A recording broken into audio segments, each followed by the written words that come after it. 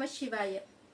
அனைவருக்கும் வணக்கம். சிவயோக மையத்தில் நாம இந்த பதிவுல வெற்றி தரக்கூடிய விஜயதசமி வழிபாடு எப்படி செய்யணும் அப்படிங்கறத பத்தி பார்க்க இருக்கோம்.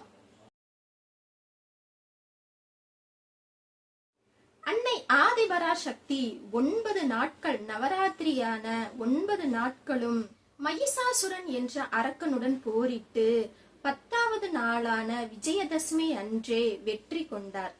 அவர் வெற்றி பெற்ற அந்த நாளே விஜயதசமி அப்படின்னு அழைக்கப்படுது. விஜய அப்படின்னா வெற்றி என்று அர்த்தம்.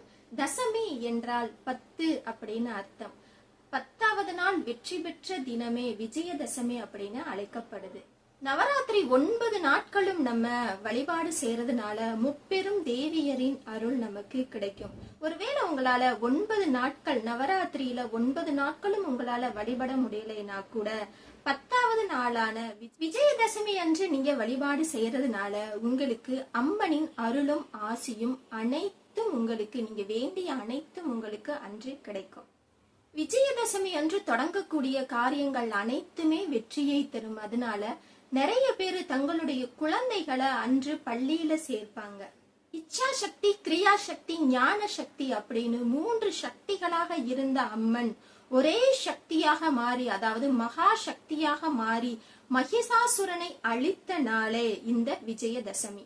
சர்வசக்தி படைத்த ஆதிபரா சக்திக்கே வெற்றி தந்த இந்த முக்கியமான ஒரு புனிதமான நாளான இந்த நன்னாள்ல நாமளும் விரதம் இருந்து, முக்கியமாக 9 நாட்களும் நீங்க தூய்மையான மனதோடு உங்களால முடிந்த அளவு உங்களின் உடல் ஆரோக்கியத்திற்கு தகுந்தபடி நீங்க விரத முறைகளை மேற்கொண்டு நீங்க விரதம் இருந்தீங்கன்னா 9 நாட்களும் எந்த அளவுக்கு நீங்க பக்தியோடையும் ஸ்ரத்தையோடையும் நீங்க விரதம் இருக்கிறீங்களோ அதற்கான பலனா 10வது நாளான விஜயதசமி அன்று ஆதிபரா சக்தியாகிய தாய் நமது இல்லம் தேடி விஜயம் செய்வார். அதாவது நம்மளுடைய வீட்டிற்கு விஜயதசமி அன்று அம்பாள் வருவாங்க அப்படிங்கிறது ஐதீகம்.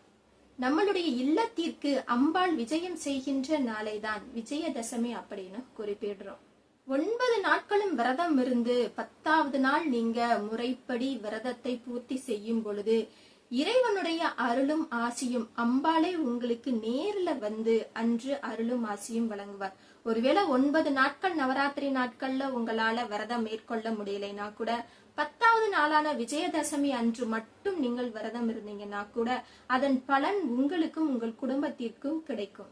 இந்த நவராத்திரி நன்னாள்ல அகில உலகையும் ஆண்டு கொண்டிருக்கின்ற ஆதிபரா சக்தியின் அருள் உங்களுக்கும் உங்கள் குடும்பத்திற்கும் கிடைத்து அனைத்து வளங்களும் நலங்களும் உங்களுக்கு கிடைக்கணும்னு நான் இறைவனை வேண்டேன்.